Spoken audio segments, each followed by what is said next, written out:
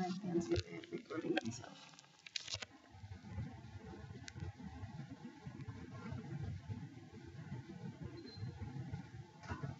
I want everybody to think about how you're here, why you're here. Why are you in this room? More like, why and how are you in college?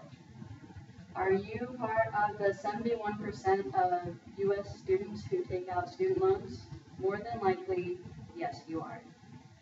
The government should forgive student loan debt because per person, on average, each person who takes out loans is $30,000 in debt by the time they graduate college. Today I'm going to tell you some solutions to the problem and figure it out. And I will also talk about how expensive college is, what job opportunities you have after you graduate college, and how to deal with the debt, and also why the government should forgive the debt. First off, I want to start off by saying college is very expensive, no matter where you go. Anywhere you can go to junior colleges and community colleges, which range from $100 to $600 per credit, and that can add up depending on how many you take. Also, there's the universities to consider. There's public universities, which you have to consider in-state and out-of-state tuition. And last year, I went to a private school, or the in-state and out-of-state tuition. If you go to college, if you're from Idaho and you go to college in California, you could be paying 80% more than what the California residents pay. Or there's private school, and last year I attended a private school in Oregon, and no matter where you're from, if you go to a private school, you pay the rate. If you're from Washington, D.C., and you go to school in Oregon, to a private school, you pay the same amount of private school student resident in Oregon does. So last year, I paid $42,000 for an education I could have got for a lot cheaper, and I kind of regret it because now myself, with 1 year of college, I'm $10,000 in debt. So how did you pay for your college? Did your parents absolutely love you and set up a college fund and were smart? Because mine didn't, and I am part of the 71%. According to the Huffington Post, the government made $50 billion from student loans just last year. That is a lot, and debt is a never-ending cycle of paying for your education all your life. So you somehow pay for your college, and what's next? You go out there and you get a job. You get a job to pay off all your debt that you've worked up over the amount of years you've been in school. There's many job opportunities now that you're graduated and out of college. Fresh out of college, the average salary now is about $40,000 a year. But when you divide that by the number of months you have to pay off your student loans, you can be paying anywhere from $250 to $500 a month just on your loans. And with your $30,000 average, that is a lot of money. Also, with your amount of loans and out of college with your jobs and whatnot, there are consequences.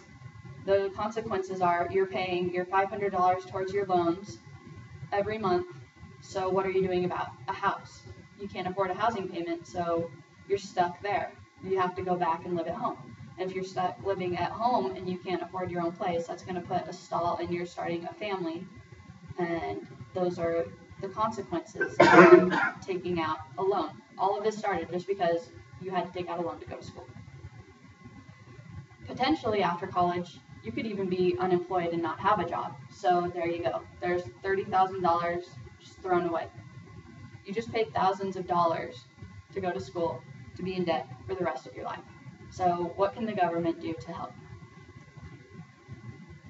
All in all, the student debt should be forgiven. You know, not all of it. I mean, we'd like that, but a portion of it should be. It's the love-hate triangle we're in. We pay to learn, we get paid to work, but that money we got paid working goes back into the education. So it's just the triangle. You're paying it your entire life. And since the average debt is around $30,000, it's like the never-ending payment cycle. There are certain things you can do nowadays that your loans can be forgiven. You can join the military, but it depends on your ranking, which could take years, and you've just graduated college and you're ready to start a career. Why would you join the military this late? You could get a nonprofit job, but is it that easy? If we get a nonprofit job, our loans are forgiven? No, not that easy. Nothing's that easy. After 120 consecutive full on-time payments, there's a possibility that a portion of your loans could be forgiven. But still, that's 10 years you've already been paying on your loans, and you get told no. How would that make you feel? If you want the high-paying, great, perfect jobs, you have to get the expensive education and go to school for who knows how many years. Almost all who go to college take out a loan, and we need the government's help, or else we will never be able to see our incomes grow because of that love-hate triangle. A Massachusetts Senator, Elizabeth Warren, decided to take a stand for this. She created a bill to refinance student loans, and this would lower the interest rates from the loans right now that is 6.2%. It would lower it back to the 3.86% that it was a few years ago, which would save people an estimated $2,000 on their entire loan cycle. When you think about it, it's not that much, but that's $2,000 that you don't have to pay. This bill went to Congress and needed 60 votes to pass. It got 56 and failed, so there goes our chance. There goes the chance we had at saving money and getting the interest rates lower. So right now, the interest rates are sticking at their 6.2%. And even if the government forgave a certain amount of loans, like a certain percentage, it would make a difference because it would make it easier to find a job because we wouldn't have so much money to repay. It would make paying off college a lot easier after graduation, so we're not in the love-hate triangle. So, in conclusion, nearly 3/4 of U.S. students take out loans for college, and they honestly do spend most of their life paying them off. My parents are almost 50 years old, and they are still paying on their loans, and they graduated, 25, 30 years ago. It's ridiculous.